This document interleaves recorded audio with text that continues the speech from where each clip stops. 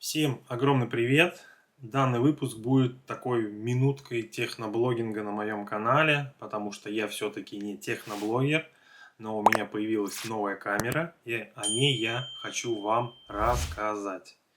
Это камера Sony ZV-1, специально созданная для видеоблогинга, но так ее позиционирует компания Sony. Но я не хочу делать именно обзор на эту камеру, в таком понимании, как обычно это делаю, да, хочу сделать тест со своей прошлой камеры, которая у меня сейчас на данный момент есть. Это камера Canon M50.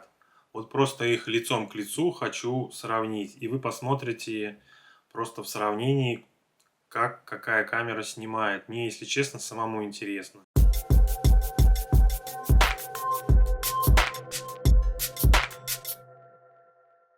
Ну что ж, друзья, вот они стоят напротив меня на одинаковом расстоянии.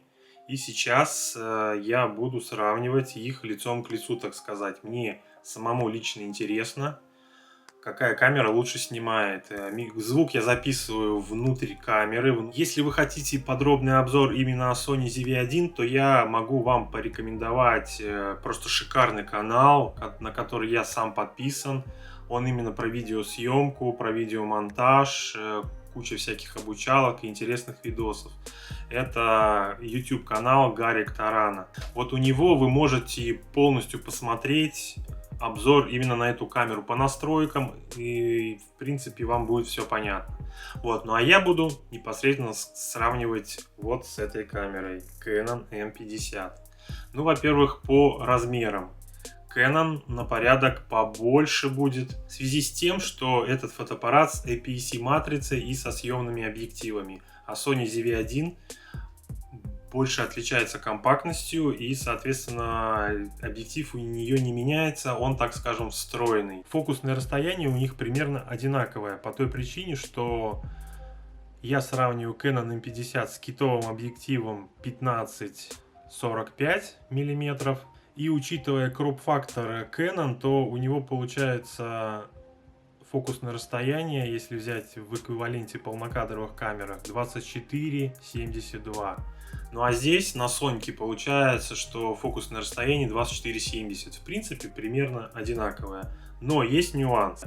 Сейчас я веду съемку Full HD, и там 25 кадров в секунду. Баланс белого автоматически. Вы можете посмотреть, как он работает у обеих камер. Цветовые профиля самые стандартные, которые только есть. Никаких плоских профилей я не буду использовать. Ну, вставлю, так скажем, некоторые футажики с обеих камер одного и того же кадра. И вы посмотрите, как эти камеры снимают. Ну а сейчас полностью вот из коробки, как достали, эти камеры работают в таких настройках. В 4К, друзья, Canon снимает еще с большим кроп-фактором. Сейчас я вам это покажу. Ну и смотрите, камеры я не трогал. То есть они стоят на том же месте. Просто я Canon и Sony перевел в 4К. И вот такая картинка получается. Sony как была, так и осталась в плане фокусного расстояния. А Canon по факту еще в 2 раза ближе стал. То есть еще, по-моему, на 1,5 нужно умножать фокусное расстояние. И это уже получается достаточно прилично. Пишите в комментариях, какая вообще картинка вам за время моего теста больше понравится. Потому что будет и днем тест, на стабилизацию тест, все в большом таком выпуске. И ночью я с ними похожу, поснимаю обязательно. Звук я записываю, как я уже и сказал, внутрь камеры. Вот так звучит сейчас на данный момент Sony, как вы слышите. И вот так вот звучит на данный момент Canon. И давайте я сейчас обратно Canon переведу, ну и Sony для справедливости, Full HD 25 кадров в секунду. И расскажу далее об этих камерах. Не переключайтесь. Многие на YouTube пространстве очень сильно критикуют меню Sony, и я не знаю по какой причине, потому как я в принципе за 2 дня научился пользоваться меню Sony и сориентироваться, что где находится, очень легко, то есть там все понятно. Как и у Canon, в принципе, мне обе камеры по меню вполне устраивают. И напомню, что у меня на данный момент 2 экшн камеры. Первая это Sony AS300. Sony это просто вот топ. Сравнительно недавно, ну, год назад, я купил себе GoPro 8. И по факту получается, что основной у меня все равно осталось Sony AS300. Ну, как и Sony X3000, им нет равных по записи звука. Поэтому на груди у меня всегда Sony AS300, а общий план снимает GoPro 8. Так, давайте теперь посмотрим по картинке. Как вы заметили, у Canon немножко все желтит. Вот это вот отбит так автоматом баланс белого. Ничего не трогал, как я их включил, сел и стал говорить. И мне картинка у Canon, вот то, что я вижу сейчас на данный момент в мониторе,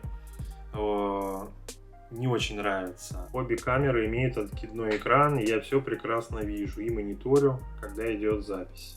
Как вы заметили, картинка на Canon немножко изменилась. Я настроил, вернее, баланс белого на лампы комнатные, и, соответственно, сейчас стала картинка более такая, так скажем, как это сказать-то, правдоподобнее, что ли, выглядит и примерно похоже. Но у Sony все равно как-то получше, мне кажется, цвет кожи отдает. Вот именно так, как примерно я и выгляжу. Единственное, еще есть минус какой.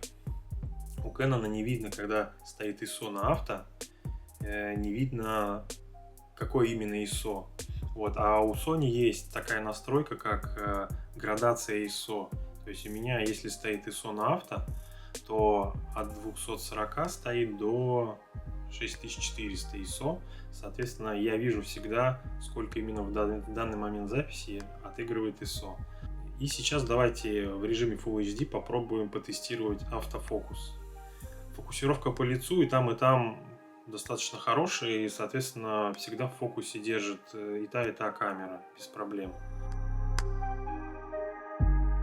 У Sony есть два режима, это автоматические кнопки. Первая кнопка — это автоматическое размытие боке, то есть получается приоритет диафрагмы, все остальное под это дело подстраивается. И также в ней есть еще кнопка демонстрации товара. Вот на ней мы сейчас и потестируем данный автофокус и скорость его. Плюс у Sony есть встроенный ND-фильтр. Вот, его, конечно, в солнечную погоду все равно не хватает, но несколько стопов он все равно опускает, так скажем. И уже выдержку не так надо сильно увеличивать. Ну и давайте попробуем автофокус. У Sony есть такие рамочки на дисплее, куда, так скажем, смотрят зоны фокусировки, получается, вот, фазовые датчики. И, соответственно, плюс-минус именно не нужно даже закрывать лицо, и будет фокус идти на более близком к объективу объекте. Ну и давайте попробуем. Фокус просто в Sony шикарный получается. У Canon. Я вот смотрю, то есть он на лицо. Так как у него такой функции нет, надо обязательно закрывать лицо.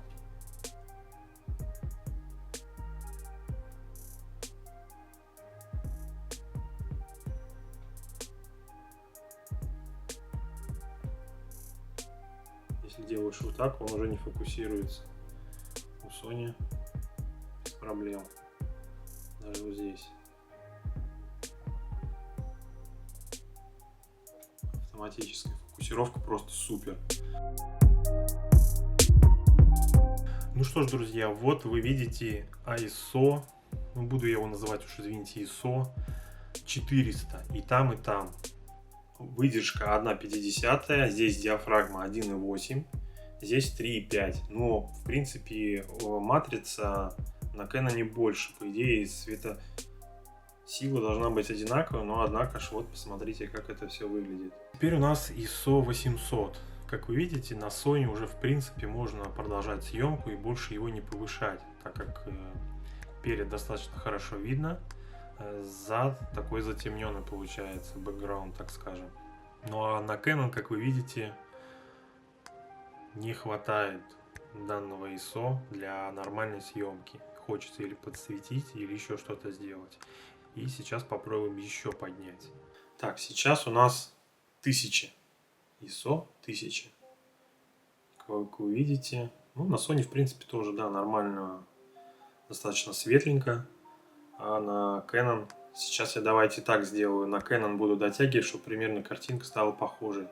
И посмотрим, на какой степени ISO будет нормально видно.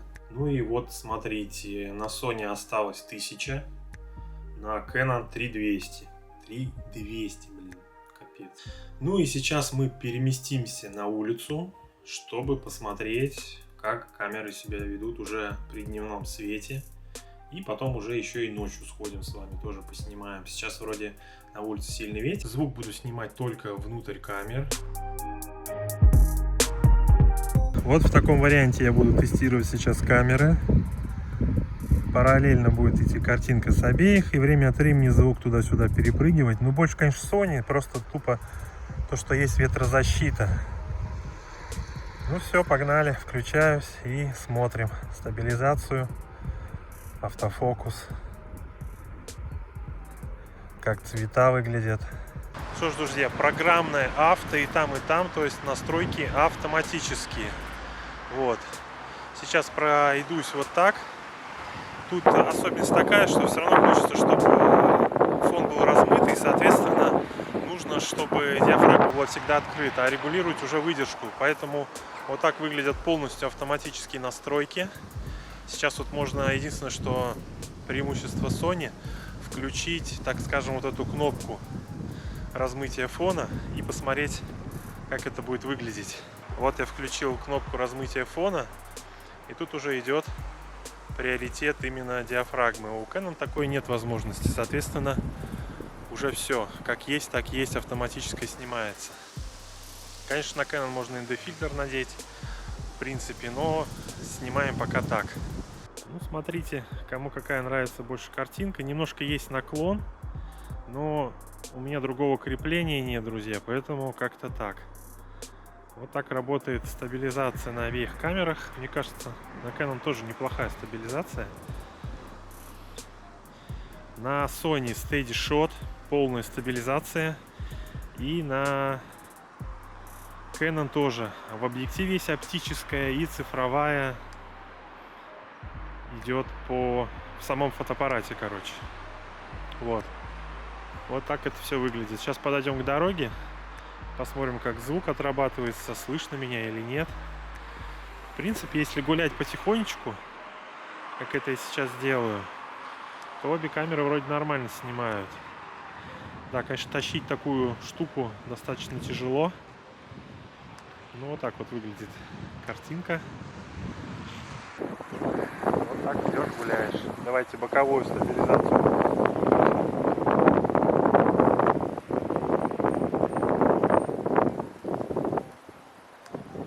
Небо появилось. Можете посмотреть, как экспонируется. Это Full HD. Нужно помнить, что у Sony 4К еще есть. Поэтому как бы на порядок картинка лучше. Сейчас я 4К включу. Правда, сами понимаете, Canon будет с кроп-фактором. Но куда деваться.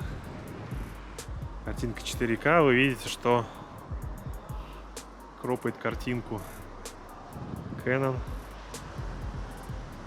Ну, так это выглядит. Сейчас я на себя. Ну и вот так я ничего не менял. Вот так выглядит 4К с Canon и с Sony ZV-1. У Sony приоритет экспонирования по лицу в режиме вот в таком идет. Вот как-то вот так. Вот звук с Canon, когда сильный ветер. Микрофоны у Canon спереди он находится. И вот так вот звук с Sony. У Sony трехкапсульный специальный какой-то микрофон там Sony разработала. Поэтому вот так вот выглядит картинка. Ну, смотрите. Конечно, себя снимать на Canon 4К вообще не вариант. Очень тяжело. И также вы можете посмотреть в 4К, какая фокусировка на Canon.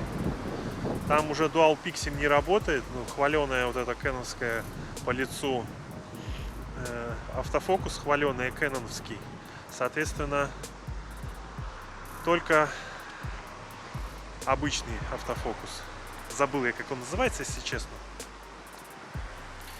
Ну, в общем, вот так вот. И если вот так вот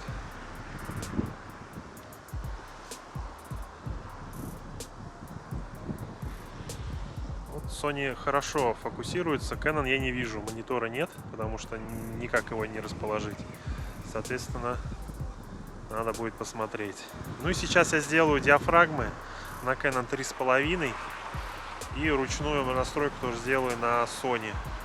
Выдержки и диафрагмы вроде, в общем, чтобы видно было более-менее, как это все происходит. И посмотрим, как это будет выглядеть. Зима, к сожалению, особо показать-то нечего. И вот смотрите, сейчас идет максимальная диафрагма раскрытая. На Sony выдержка 1.640, на Canon 1.250. И Sony Auto. Это более-менее мне вот удалось, чтобы засветов не было. Вот сейчас фокусировку попробуем сделать.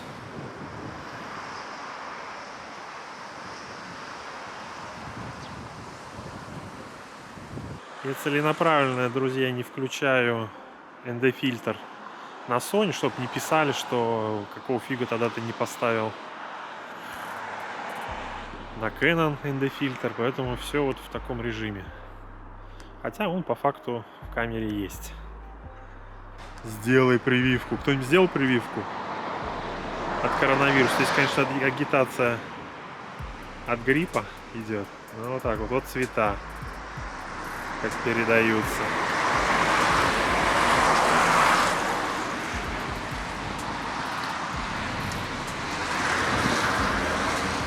Сейчас попробуем, как быстро фокусировка работает.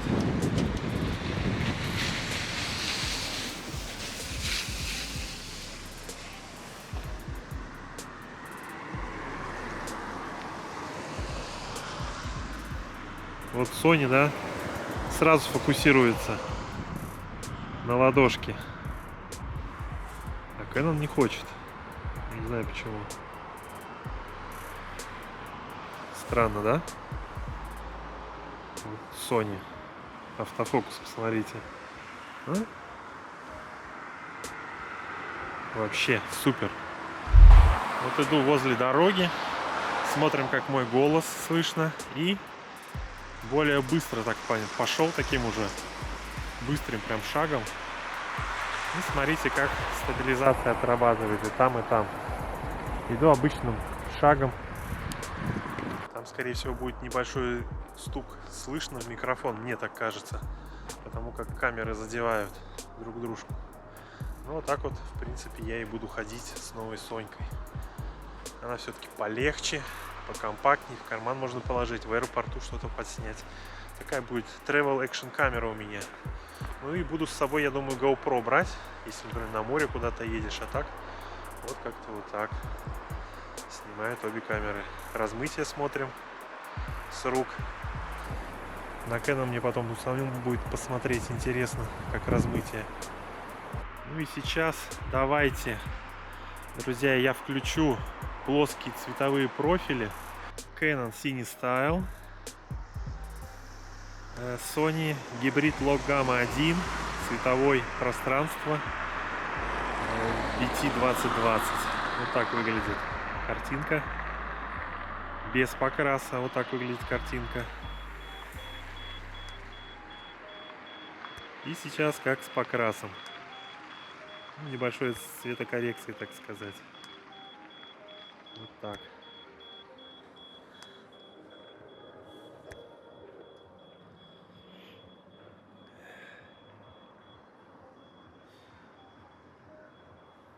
Ну и себя тоже сниму в этих же профилях и покрашу. И посмотрите, как картинка кардинально будет отличаться. Вот. Вот так вот смотрится картинка с лутиком каким-нибудь. Повторюсь, что я всегда подкрашиваю даже рыбалку. Мне нравится что-то придавать такое свое, не то, что камеры дают нам. Соответственно, на моих экшн камерах тоже там есть более-менее такие плоские профиля, и я их всегда устанавливаю. Ну и вот так вот выглядит Cinestyle и Hybrid Log Gamma. Что ж, друзья, это Canon C-Log, тоже установленный цветовой профиль, и Sony S-Log 2, цветовое пространство S-Gamut. И вот так выглядит картинка, без покраса, плоская. И сейчас мы ее покрасим. Вот так выглядит картинка с покрасом.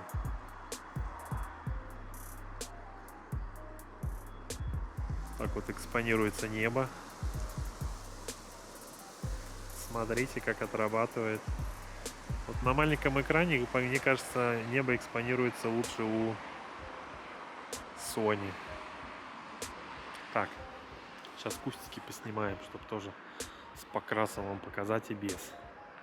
Ну и вот кусты просто в плоском профиле, и теперь покрасим их. Жалко, зелени нет, конечно, всегда хочется что-нибудь зелень поснимать. Ну, потом буду снимать уже когда на эту камеру будет все видно. А так пока вот так. Ну и я, друзья, в плоских профилях без покраски. И сейчас пройдет так корректирующий слой. Фух. И наложил я лутик. Ну, так что вот так вот выглядит картинка. Но мне кажется, это все-таки поприятней будет. Что-то такое свое придаешь. Диапазон теней и хайлайтов будет гораздо лучше. Посмотрим.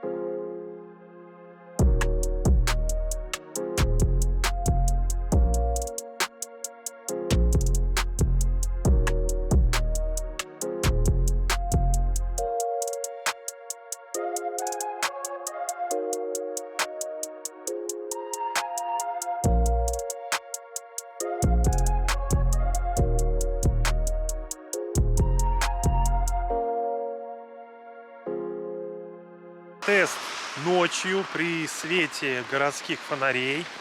Баланс белого, конечно, будет ужасный, все будет желтить. Профили стоят совершенно из коробки, то есть цветовые профиля обычные, стандартные. Но я сделал так, чтобы был приоритет выдержки диафрагмы, чтобы она была соответствовала везде Full HD 25 кадров в секунду и выдержка 1/50. Ну и вот так вот тут у нас погода ужасная. Я пытался несколько дней уже снять этот тест вечерний. То метель, то дождь постоянно проливной. Сегодня вот немножко моросит, но получше. А завтра мороз у нас минус 15 с ветром. Соответственно, вот так вот выглядит, друзья, картинка ночью. ISO на автомате фигачит. Ну, как я уже говорил, на Sony видно, что это 10 тысяч ISO. Хотя я, как правило, ограничиваю его до 6400. Вот. Ну и я не знаю, какое ISO у Canon. И вот такие вот реки, смотрите. Вот такие реки, через которые пройти, ну, просто нереально.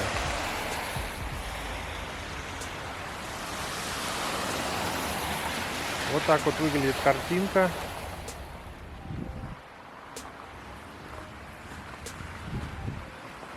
Ну, то есть ISO у Canon максималка, а у Sony ISO 10 тысяч, хотя можно 12500 вытянуть, но у меня вот стоит ограничение, но уже видно, что, да, по ISO Sony получше выглядит. Ну, вот как-то так.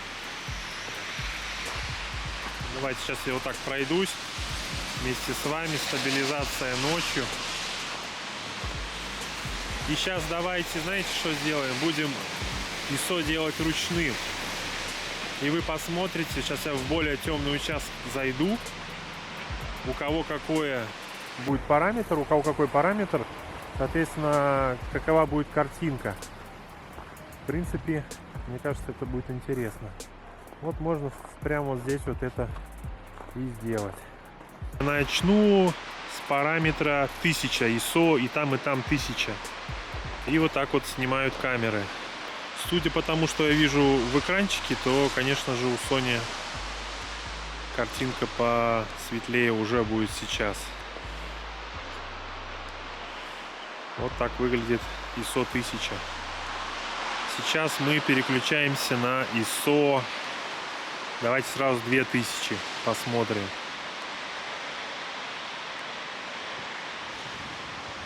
У Sony вот 2000 и у Canon 2000 ISO. Посмотрите, вот какое небо.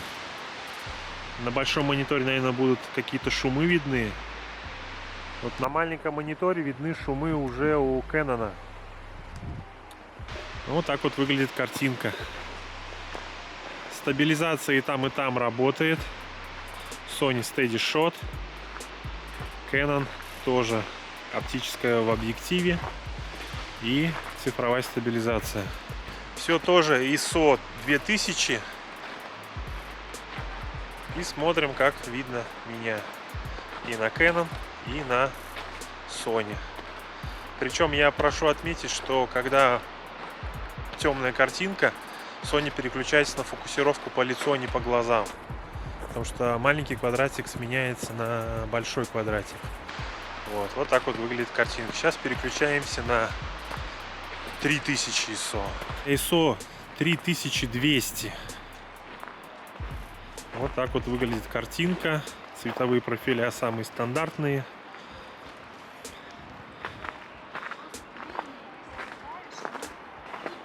Вот так вот выглядит картинка 3200. Ну и сейчас будем дальше увеличиваться. Так, увеличиваем. Давайте до 5000 сразу увеличу. Вот 5000. 5000 ISO на Sony, 5000 ISO на Canon. Баланс белого, понятно, отыгрывает, все желтит, потому что фонари все желтые, уличные. Но мне кажется, баланс белого больше отбивается у Canon. Но это то, что вот и было в комнате у меня, когда я снимал. Canon немножко желтил. И вот мы заходим в более темный участок, и вы видите разницу, да? Ну, то есть, по факту, получается, что Sony для ночной съемки, мне кажется, прям для влогов будет топчик, потому что все равно есть моменты, когда мы ходим куда-то вечером гулять, и вот для таких целей Sony будет прямо отлично себя вести.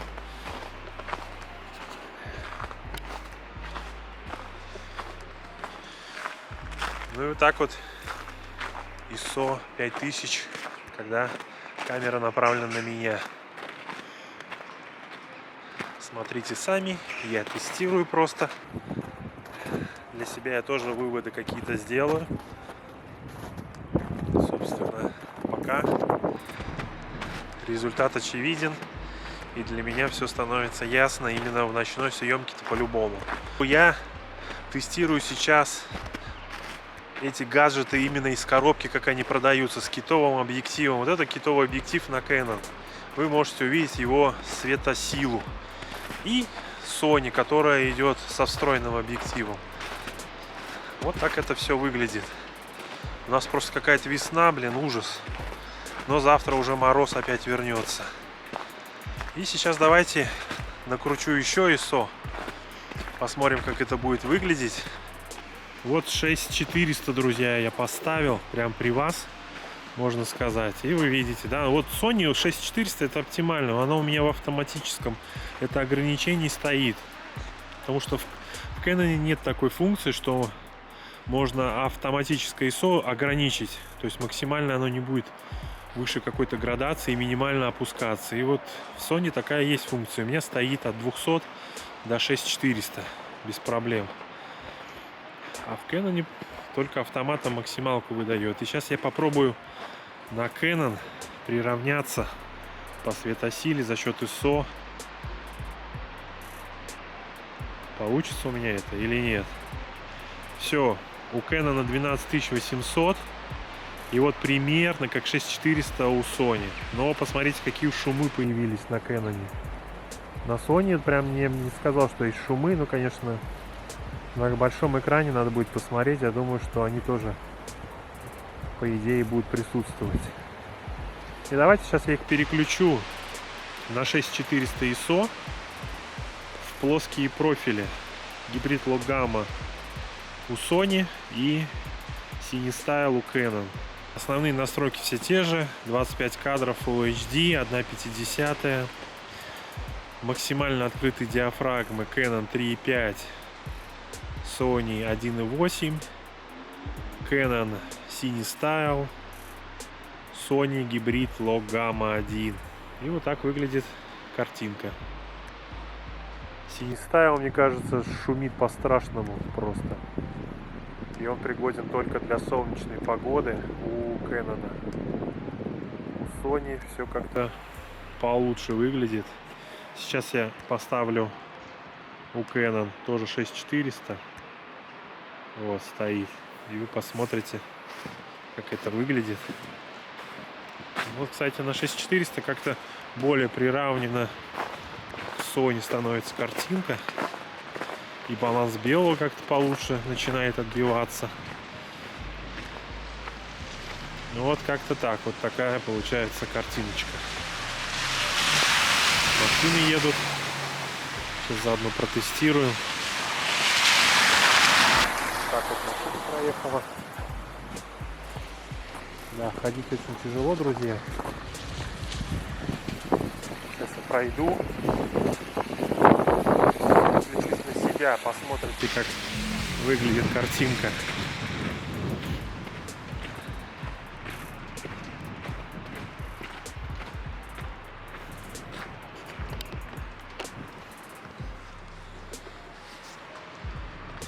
Ну, вот так выглядит картинка, уже мое лицо непосредственно. По поводу батареи могу сказать, конечно же, у Sony она поменьше, у Canon побольше. Емкость батареи, с этим не поспоришь, она и физически побольше. Вот. И такой момент, что если у вас есть экосистема Sony, так скажем, экшн-камера та же самая, как у меня, то в принципе у меня до этого было 3 батарейки, сейчас по факту получается 4, поэтому с этим проблем не будет. Плюс Sony без проблем от повербанка питается и запись идет без проблем. У меня есть такая ручка Powerbank. Можно на нее накручивать камеру и записывать видосики. По Canon у меня есть дополнительный такой вставыш батарейка. Через переходник она тоже подключается к Powerbank. И тоже идет запись, как пустышка такая. Вот, и питание идет от Powerbank. Вот сейчас стабилизацию можете ночью посмотреть. Иду достаточно быстро. Гибрид Log Gamma работает вот так. В принципе, тесты можно заканчивать. Фу, тяжеловато 2 камеры нести в таком стиле. Вот. Собственно, друзья, вот так вы можете посмотреть, какая камера что может снять. Тут уже каждый сам для себя выбирает, что для него лучше. Для меня, по факту скажу, что компактность очень важна, особенно когда в поездках я езжу. И скажу так, когда я брал Canon и 2 объектива, по факту, когда я хожу на улицу, я снимаю все равно на 1. Я не подключаю второй, ну на это просто нет времени как-то этим вот всем заниматься. И, как правило, это вот китовый у меня стоял. И еще смотрите, ребят, какая удобная функция у Соньки есть. Спереди горит красный диод, что означает, идет запись. У Canon такой нет возможности. Если экран повернут туда, то я не знаю, записывает камера или нет. Так что вот так вот. Его, кстати, в настройках можно отключить. Ну что ж, уважаемые зрители, постарался максимально сравнить 2 этих камеры. На этом все. Пишите в комментариях, что скажете, кому какая картинка больше нравится. Я тоже с удовольствием посмотрю. Звук, понятно, встроенный с камеры будет больше, вернее лучше у Sony, потому как все-таки там микрофон получше. Собственно, все. Подписывайтесь на канал, ставьте лайки. Кому интересна именно картинка Sony ZV-1, тоже подписывайтесь на канал, потому что я на нее теперь буду снимать частенько. Будете видеть, как она снимает вообще. Если есть какие-то вопросы по камерам, то без проблем задавайте. Делать какой-то отдельный канал для технообзоров, там для каких-то техник-то есть, мне почему-то пока не хочется. Я не знаю, стоит ли это делать. Но иногда вот такие видео я выпускаю. Сравнивал Sony AS300 с GoPro 8. Там просмотров тоже неплохо набралось за 10 тысяч. Поэтому кому-то все-таки это нужно, раз люди смотрят. На этом все. Всем пока. Всем удачи.